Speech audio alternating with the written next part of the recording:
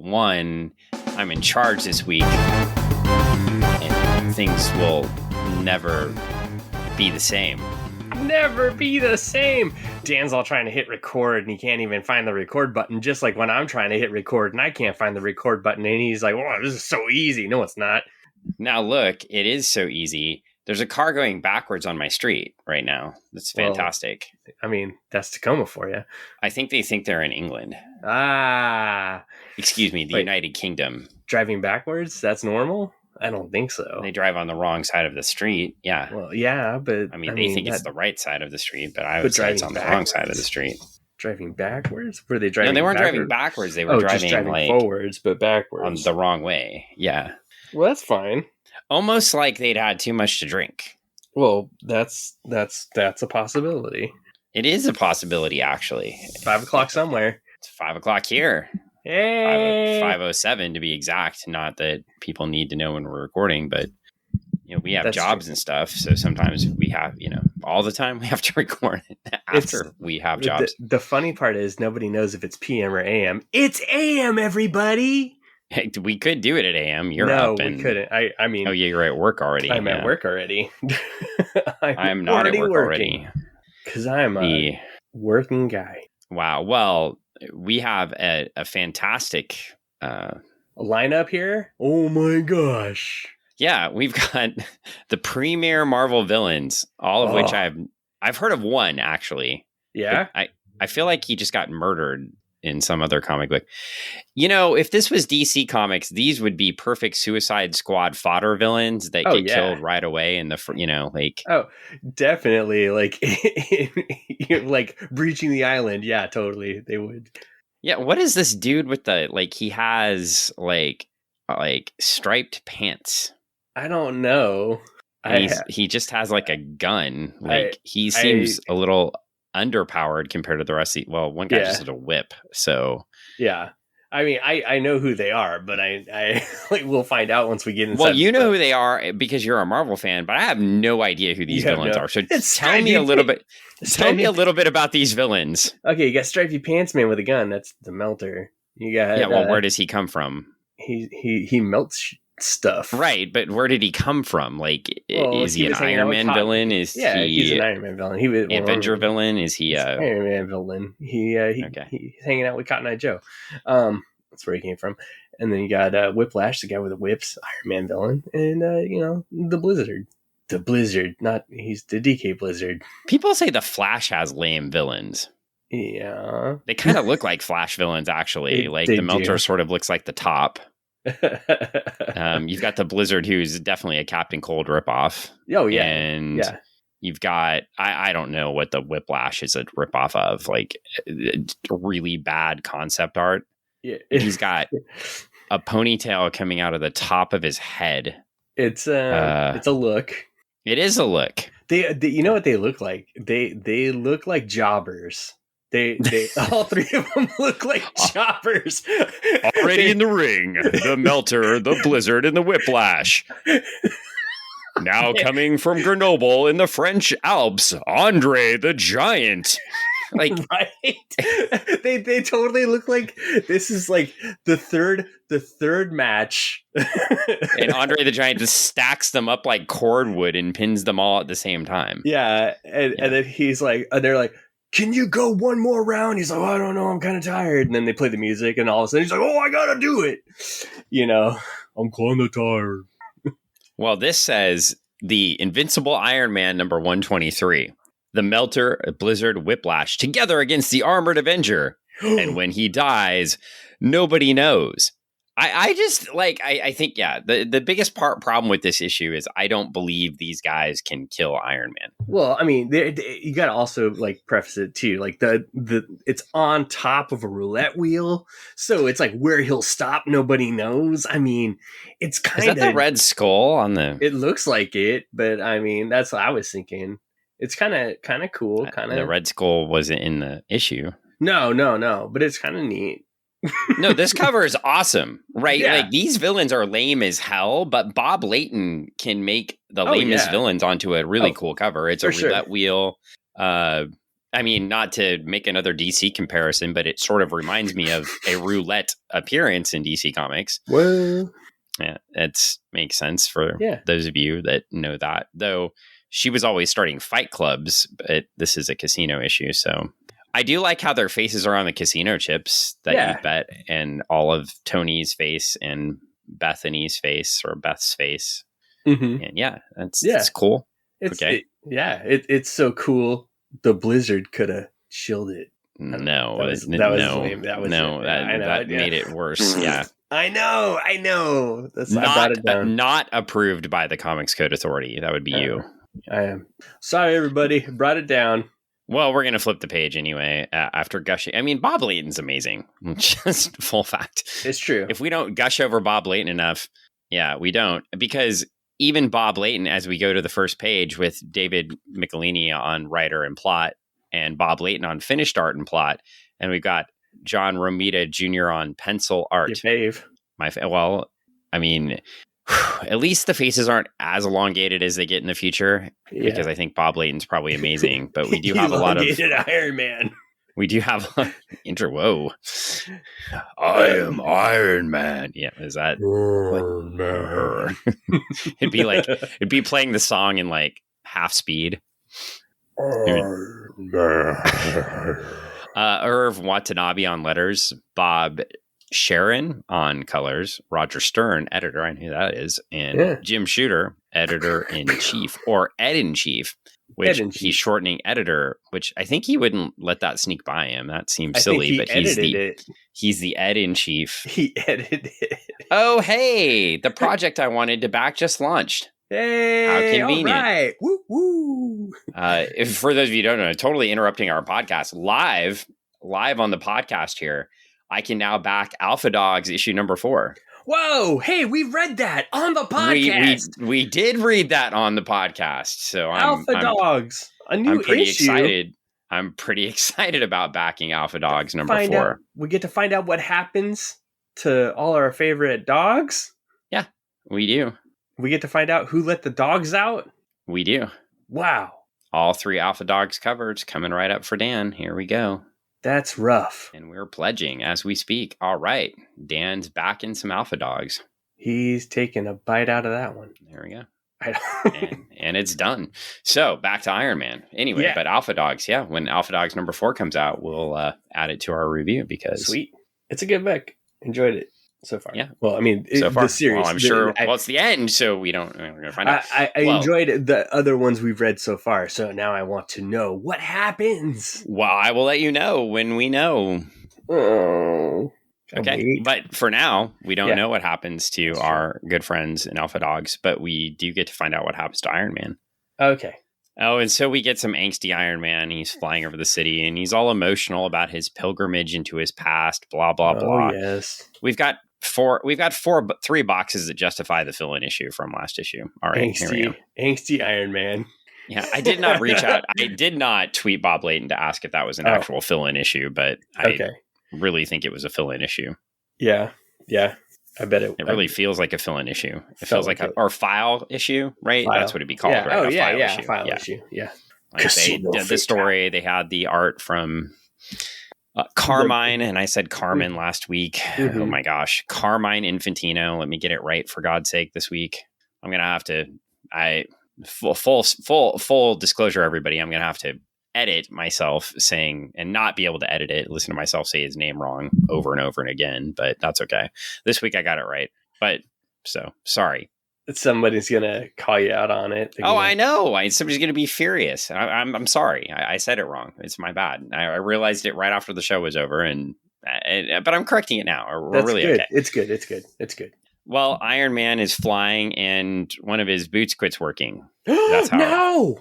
And he crashes into a building. Oh man. Fortunately, nobody was hurt, but he runs into a meeting of an editorial meeting of writers. In New York. And that's fascinating because I thought those guys were all on strike. Well, now they are. But back then when Iron Man, this issue was coming out, it was... Oh, got it. They were different times. Well, they basically just say they don't want a guest star until the show happens, not in the writer's room. So Yeah. They could have been writing for Saturday Night Live, presumably. That could have been. Early Saturday Night Live. Yeah. That makes this joke even funnier because Iron Man almost like takes out the whole entire writing staff. And then what happens? Then you end up with, I mean, time frame wise, what do you end up with? Martin Short. Yeah, well, that's not too bad. I like Ed Grimley. Eddie Murphy goes Saturday Night Live. Okay. Yeah. Maybe. Yeah. It's a little early for Eddie Murphy. Oh, he gets called up. Richard Pryor. Yeah. Oh, no, he was already there. Oh, so he's dead. Oh, he's not dead. We killed Chevy Chase and... Oh, yeah. No, he was... Oh, man. Yeah, you took out... He was trying to take out Chevy Chase. Yeah, before he got too big. And obnoxious. So, I mean, maybe it just sort of... Well, anyway, I don't want to speculate there. So, thank God, he says nobody was hurt. And then he flies and he skips like a rock across the river over to Long Island, where apparently a bunch of Hicks lived. It's very different in Long Island now. Yeah. But we got some guy, and we got the clever Michelinie witticisms again. Dickie, come quick. There's a man in red and gold armor just crashed in our backyard. I didn't know they talk like that in New York. In fact, I have been to New York, and I didn't hear anybody talking like that, even close to it. Oh, this is in the the 70s, and that is Long Island back in the day. In Long Island, they said there's a man in red and gold armor just crashed up in the our backyard. Is that how they talked in Long Island? I don't know. Maybe. You never know. It's possible. People move from all over the place. Well, anyway, haven't you seen Cocaine Bear? Those kids want to move to Long Island. They want to move to New York. I have not seen Cocaine Bear yet. They would have ended up in Long Island. I have not seen Cocaine Bear yet. I'm too busy rewatching Real Peacemaker. Cocaine for Bear the third time. Pretty good. It's fantastic. Pretty good. I mean, not to editorialize, but for all of you that want the Snyderverse back, shut up. Like, seriously, watch Peacemaker. Be happy. Enjoy your time watching a fucking show. Unlike I do in any Snyderverse movie, which is just miserable and dark and gross. And then enjoy your life. Or watch Cocaine I shouldn't say Bear. any. Do the Shazam movies count as Snyderverse, or they're their kind of own? I'm going to call them Fawcett Universe. I think they're their own. They're their own. And by the way, while I'm editorializing, if you whined about the last Shazam movie, shut up, relax, and enjoy the freaking movie. Oh man, Dan's in control. Watch out, everybody. I am in control of the recording. It was fun. People can't watch a fun superhero movie. I mean, it's insane. And it's like nobody was complaining about Guardians 3 at the same time, right? That's true. And they're all complaining about the Shazam movie so terrible. No, it wasn't terrible at all. It was just a basic, fun superhero movie. Though I'm disappointed we didn't get Mr. Mind, because I feel like they promised that at the end of the first movie. And maybe you'll get it in Shazam 3. I don't think that's happening. What? I don't think there's going to be any more. Why? Because they're going to call it Captain Marvel and the Marvel family. Oh. Oh, wait. Probably not. Oh. No, because Captain Marvel movies have to be all about outer space villains and fighting wars and stuff and be incredibly boring. Oh. Yeah, unpopular opinions from Dan. Oh. But Dan, Captain Marvel was a great movie. It was so great. No, it was boring and awful. Oh, Dan. And angsty and gory and fighty and stupid. Okay, well, anyway. Iron Man's flying across. Iron Man's flying across New York again. And he crashes. And then he decides after crashing to fly again and fly home. I think he should have gotten I think with the David Michelinie plots, he should have just gotten a cab home in the Iron Man suit. Right? Can I just get a ride? That totally. And he would have pushed that lady from the plane out of the cab and took her spot. Oh, that would have been great. And she's like, I'm trying to go see cats. Right. No, Jesus Christ Superstar. Oh, Joseph in his Technicolor Dreamcoat. No, that was after. Oh, then Jesus Christ Superstar. And Jesus Christ Superstar was in the 70s. Yeah. Superstar. And then Billy Graham came out to that music later in wrestling, who just died, by the way. Oh, man. I don't know if you knew that. I did not Superstar know Billy that. Graham. Well, he was like 80 and he almost died like a bunch of times. Wow. He had kidney and liver problems. I don't know, something to do with massive steroid use from the 60s to the 80s. It could do that. I mean, you would think like somebody that was, preaching all the time would. Oh, wait, different Billy Graham. Yeah, but he did take his name after the preacher Billy Graham, he technically took his name. He technically took his name after the Graham family, right? Dr. Jerry Graham, right? And then he was a Graham brother, but then he became Superstar Billy Graham, and then he became the WWF champion. He beat Bruno Sammartino. That's Graham in 1978, and then he lost the title to Bob Backlund. Damn. Who was the champion until 1984 when he lost to, do you know? No.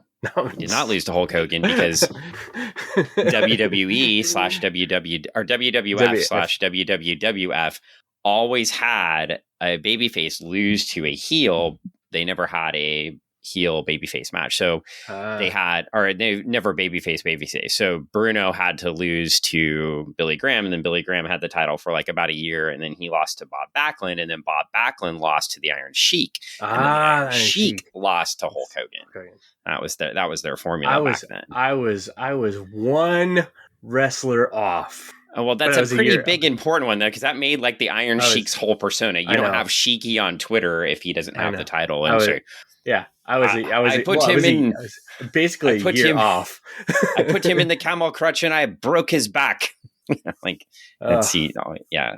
Well, and you can always tell it's a good issue when I'm talking about everything but the issue. I know. Jeez, Dan, get back on topic. Sorry. I'm going to be Whiplash and I'm going to whip you back into shape.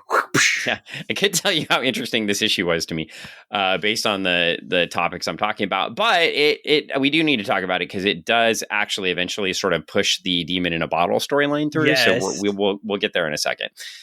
So we do have a major subplot going on that I'm completely talking over, though. Iron Man is flying back home and he's trying to figure out why his suit's not working, and we get a lot of text. I'm not really sure why we need this much text to tell us that he landed and went to his lab, because we can literally see him going back to his lab, but we get text like, thus it is with unhidden irritation that he slams his hand to a pre-recorded palm lock, taking a private elevator to a sub-basement in his laboratory, except we see all of that artistically. Right. So I don't really need you to tell me all of those things on the page, which is a little bit, I mean, we've been showering these issues with praise. So this page is crazy, right? It's literally way too much text telling me all the stuff that's going on when I could just see. And we're going to have a montage. Ooh, yeah. And we get Iron Man testing out all of his powers in his lab, breaking stuff, shooting stuff with repulsor rays, slamming his hands on stuff. We've got a montage. This is as montagey as montage gets. We got a 1-2 page montage. And then he's done. All right. Montage over. All right. And he says, great. I go looking for answers, and all I get is tired. Why didn't he just use his jet skate to just get across town?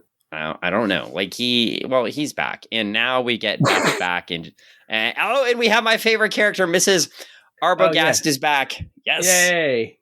And she's talking with Beth. And Beth is just like going crazy. How did you not know where Tony was and now you didn't talk to him? And Mrs. Arbogast just looks up and goes, he's a big boy. Big boy. He takes care of himself.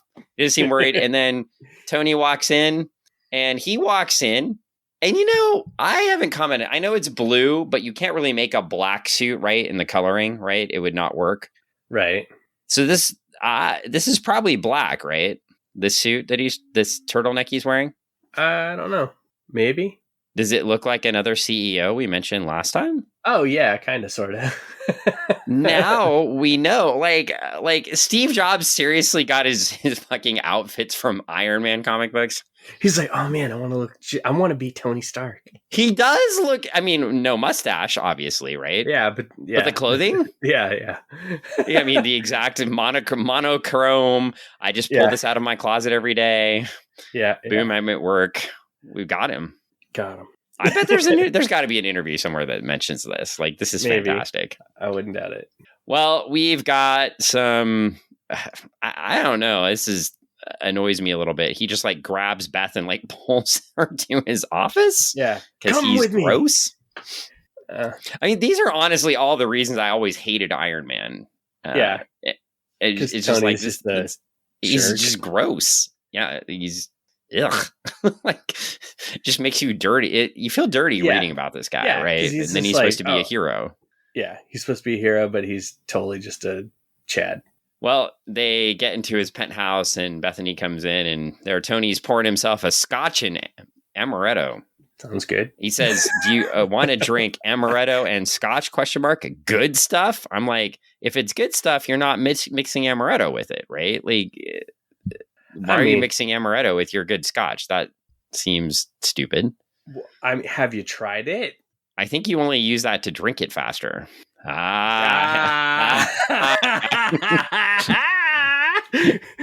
Now you're picking up what Tony's laying down. Mr. Stark's no dummy. Yeah, he's getting to the bottom of that Scotch. He's nailing it. Yeah. He's got iron.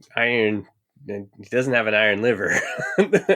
Well, we have a big conversation where Tony can just hit on Bethany and tell her she looks good in aqua chiffon. Yes. Is that what he's wearing? Yeah. They're both wearing it. You know, I'm guessing now I'm sort of curious. Did Steve Jobs tuck in those turtlenecks? Yes. He did. Yeah, I mean, did. You're going to hear me type this in. I've got to confirm this. He right? did. He did. Oh yeah, he did. Oh wow. Oh wow. Yep. Oh yeah. This is where he got his outfits from. Oh yeah. Yeah, he talked about it as if it was some sort of like magic, like mind thing. I just have black turtlenecks so I can never think about what I have to wear, so I can think about everything. It's gimmick. And here we go. Okay. You should ask him.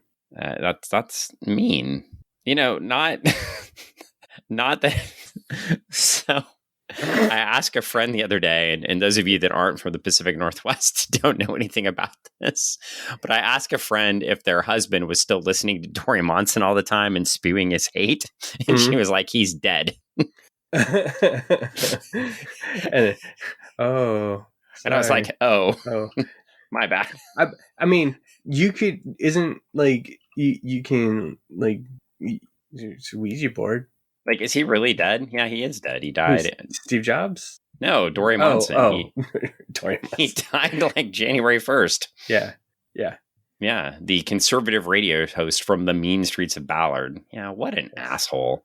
Anyway, so boy, you are derailing left and right, Dan. Oh my gosh, this is what happens when Dan gets control people. Oh my god, yeah, give Dan control. Who wrote this format sheet? Yeah, what format? Oh wait, do we have format sheets for the show? No, we don't. It's a sad thing. Oh my god, we should. Maybe we should have format sheets. Well, we're off to, he gets Bethany to dress up in aqua chiffon. Yeah. I had to look up what chiffon was because I didn't know. And what I looked up didn't really help me understand. It said chiffon represented several like types of fabric. Mm-hmm. But the one that she's wearing is aqua, which is blue. And it's true. It's slightly lighter than Tony's turtleneck outfit. Yes. Well, they go to dinner in Atlantic City, and Tony grabs another bottle of bubbly. He's just whooping it up. Do you think they can't say champagne because the French own it? Like, is that what's happening? Probably. Or, I mean, maybe they were just like, oh, we'll just call it bubbly because, it's a comic book and we want to, maybe. Well, Bethany is flirting with him, and she says, do you think you had enough? I know you need to unwind, but couldn't we find some other way? And he says, And they go to get casino chips. Oh, okay. Yeah. I don't think that's what Beth had in mind.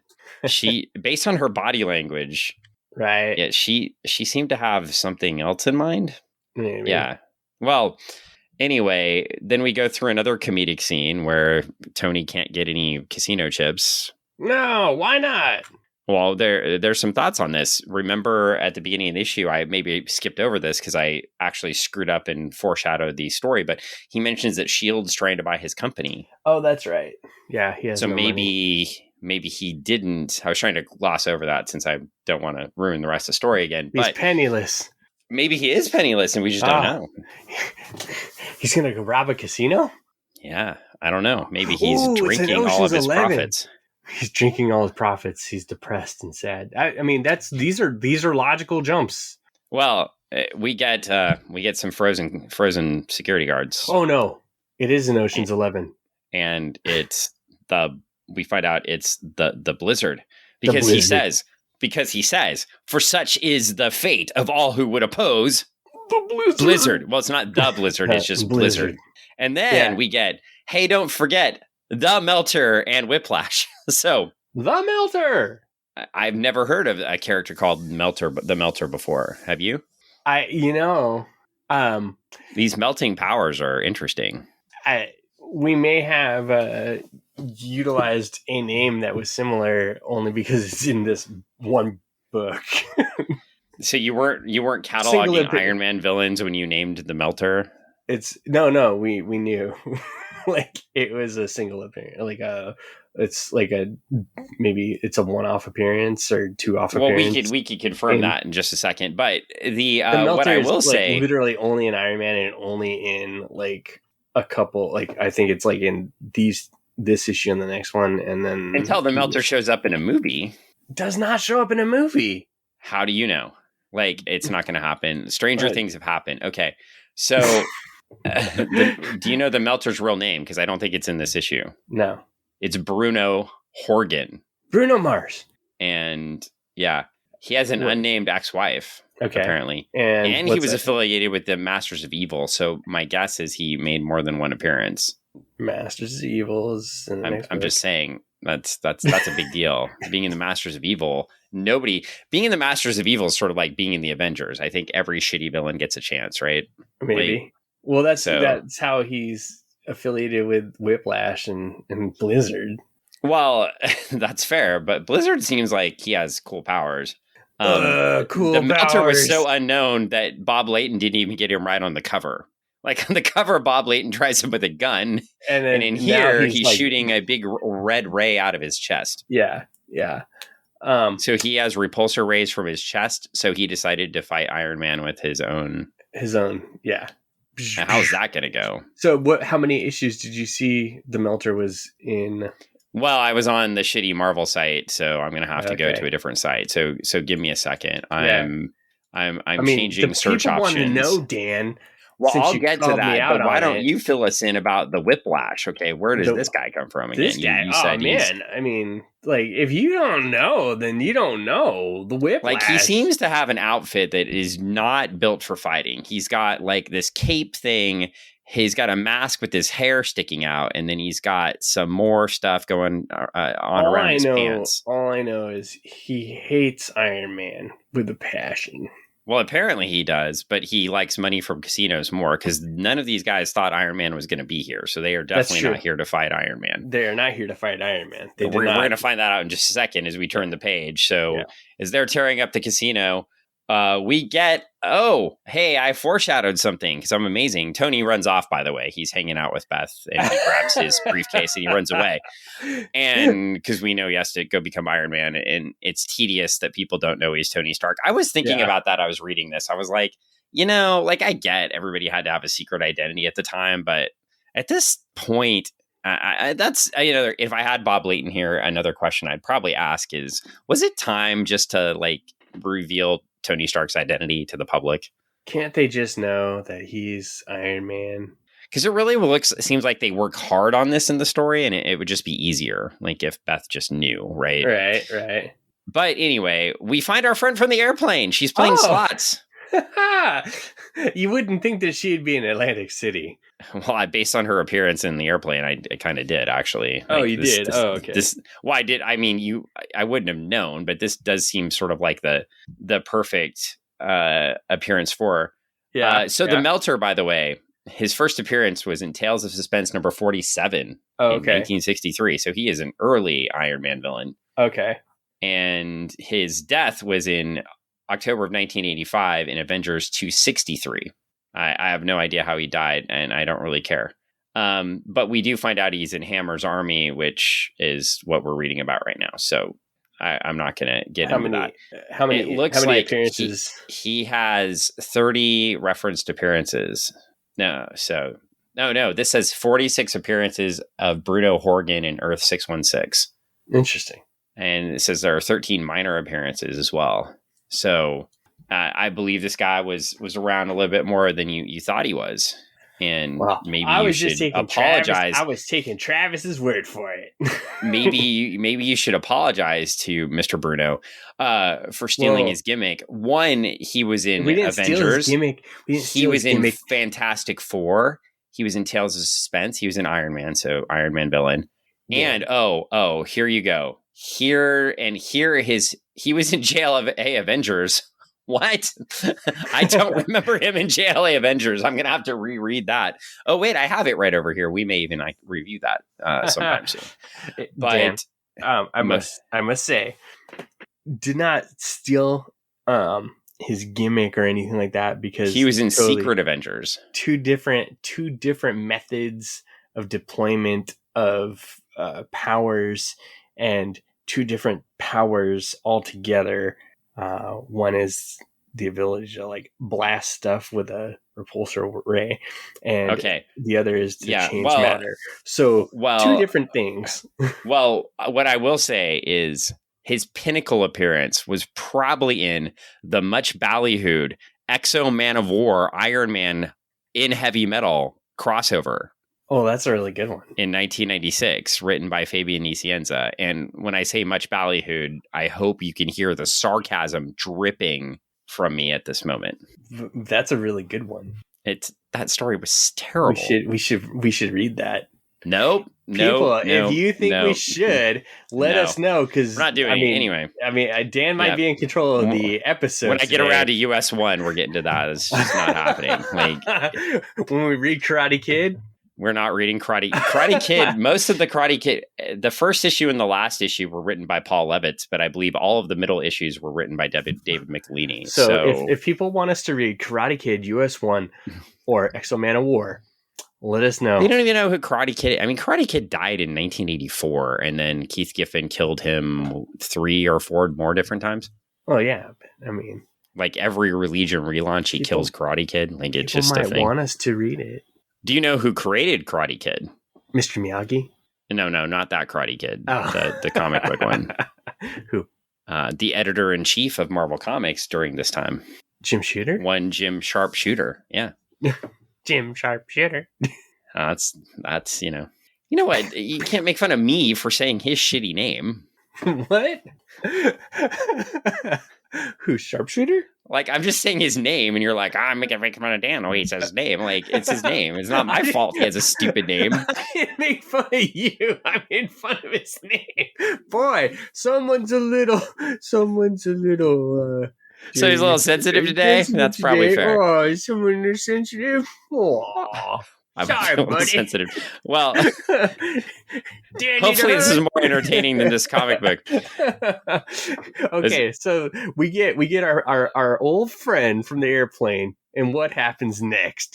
Well, the important thing is we get a fight, and Iron Man shows up, and the Melter's like, "Cripes! They must have hired the entire state of Delaware for security guards." What? What is he talking about? Like, why is the Melter cracking on Delaware? And anyway, if they're in Atlantic City, it's in New Jersey, not Delaware. Well, and then it's pretty much the end of the Melter, because after like a couple of scenes and a little bit of dialogue, he gets hit with a repulsor ray in the back, and he's done. Bam, done. So now we've got Whiplash and the Blizzard fighting Iron Man for a couple pages. We see some beautiful art, beautiful finished art. I'll just stress that. And we've got fight scenes going on, and I don't get it because the blizzard like was just freezing people, and then he like tries to hit Iron Man with like ice shards, which to me it makes more sense if you would just freeze him. Like I don't get it. So why didn't he just freeze him and then let Whiplash like toss him around? Like that would make some sense. But instead, Whiplash gets hit with an entire roulette table, and somehow that doesn't take him out, which is really weird. It just knocks the wind out of him, and then he gets back up. So he must be a little bit more overpowered than I think it is. And then, like, I guess I got to have a lot of asides because we're running through this pretty quick because it's just another big fight scene. And then we got a lot of posturing from the villains. Oh, and then the Melter's back.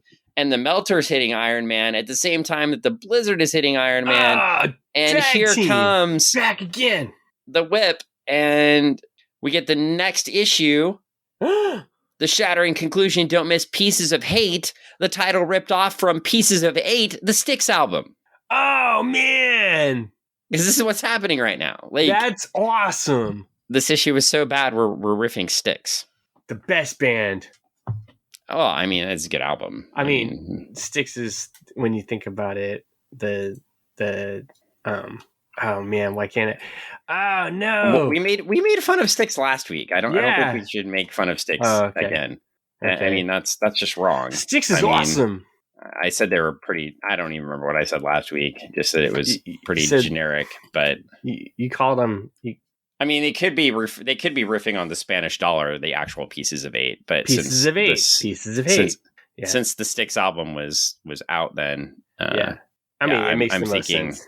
Yeah, I mean, that was the pop culture reference that readers of this Iron Man issue probably would have been. They're like, oh no, not Tony.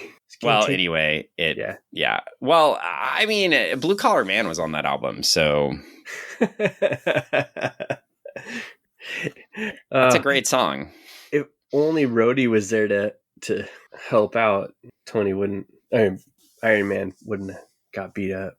Well, we are, I mean, that's it for this issue, and we're off to the next issue, 124, Action in Atlantic City and Pieces of Hate.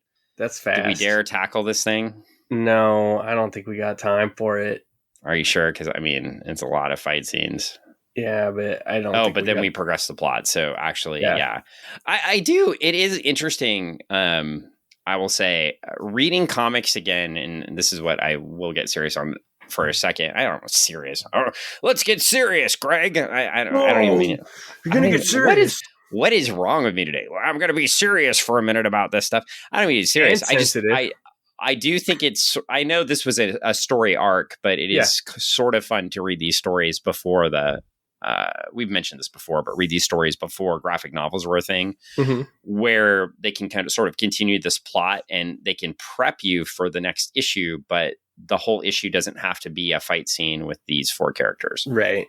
They're going to wipe up that fight scene pretty quickly and then get on to progressing some of the subplots and other parts of the story. And I like that. Like, it's like, it's sort of like reading, oh my God, instead of just a 5-issue arc graphic novel, it's just sort of like reading a continuous novel, right? You start in. And I actually am enjoying that about these. So that is fun. I can tell you the reason. Okay. So part of like the dynamic of this book, the last issue was a super heavy book in the sense of like Iron Man backstory. And for people reading it, that might not be familiar. New readers and stuff like the new readers to the Iron Man story. That's a lot to take in, right? So this is a fast pace, like they got bogged down in this whole entire like very deep story that was just very character driven. And then this is just all plot. Like, I mean, just action, just pop, getting you right. Relax us a little bit. Yeah. I'm good with that. And that's, and if you take a look at how some of these books have been throughout since we started this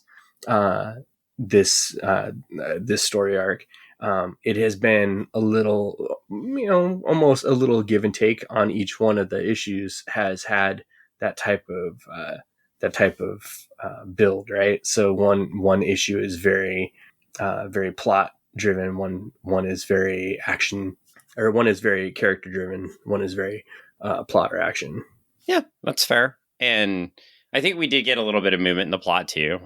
Yeah. And when you're reading them as a group, I didn't find this issue as bad, but I mean, it's sort of like, to me too, it was the chapter in the book that was action paced and didn't really move things along for me, and that's okay.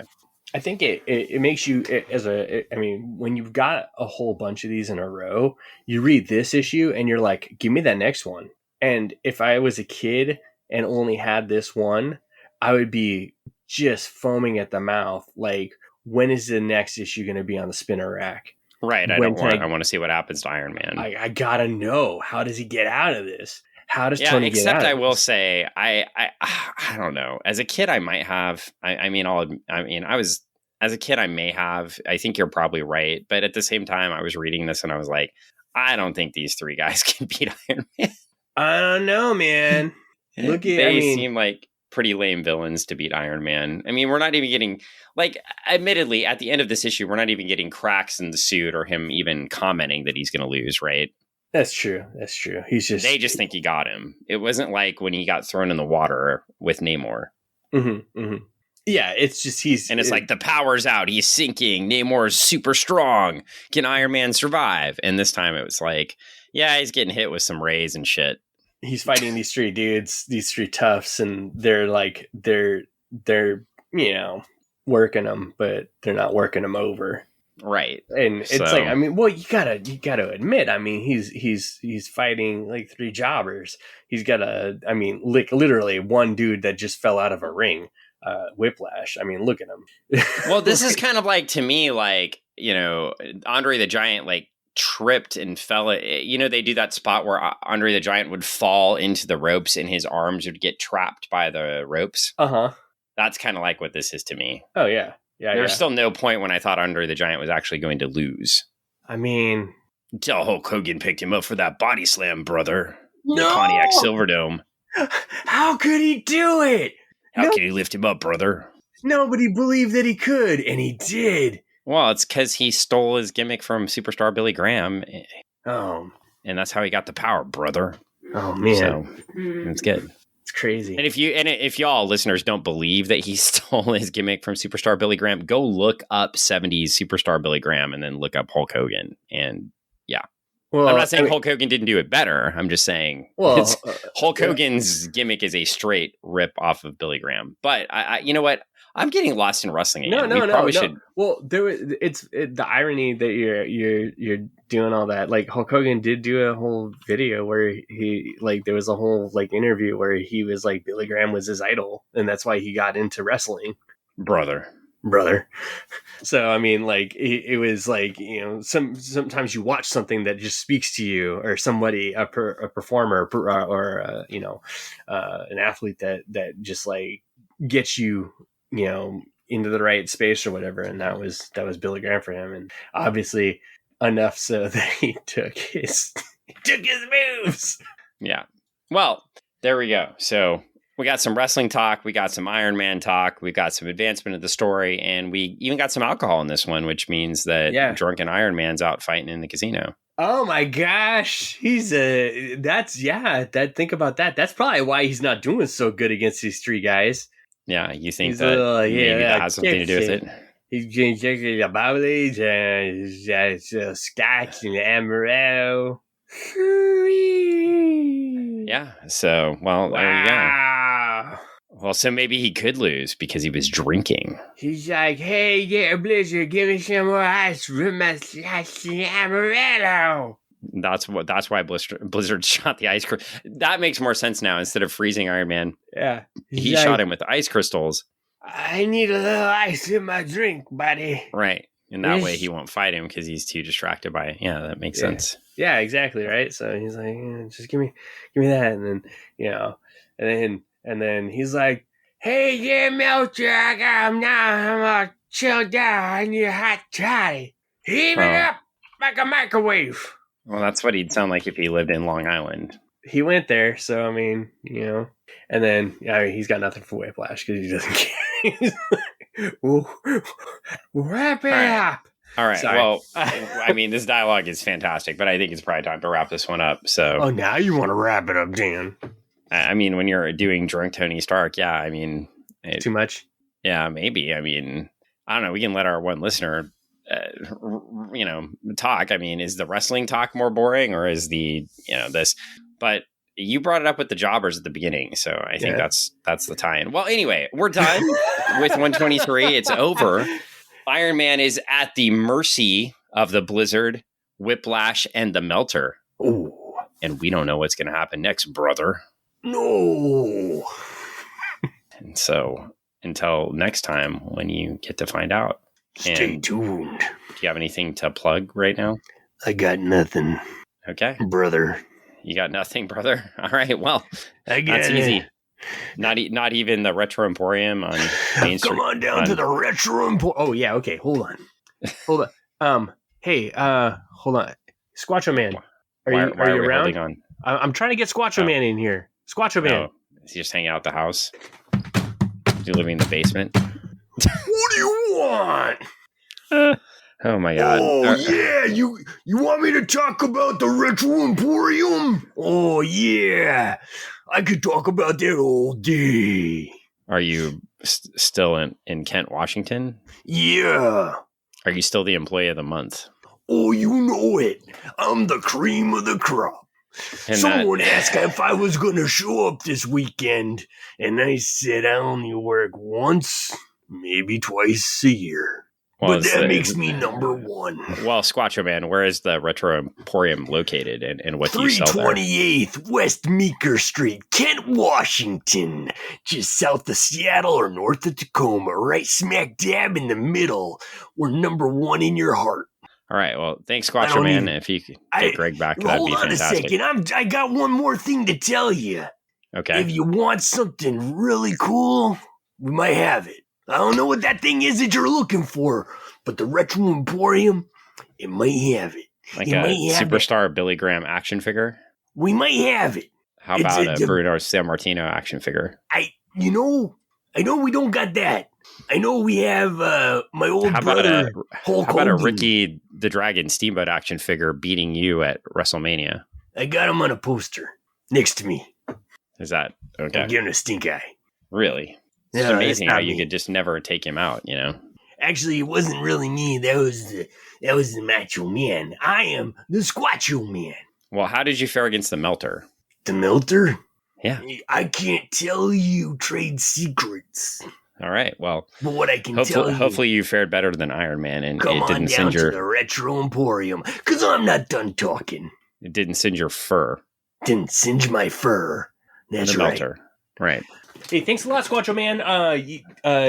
Put some deodorant on or something next time. All right. Jeez, how much should we pay this guy per appearance? I mean, I just pay him in Slim Jims, so that's fair. Okay. I mean, he stinks. Well, on that note, I think I'm going to venture off to watching people play slot machines on YouTube. And you can venture off tomorrow to work and then back to the Retro Emporium on Meeker Street in Kent, Washington. Yeah, that is actually where I will be because I'm there most days.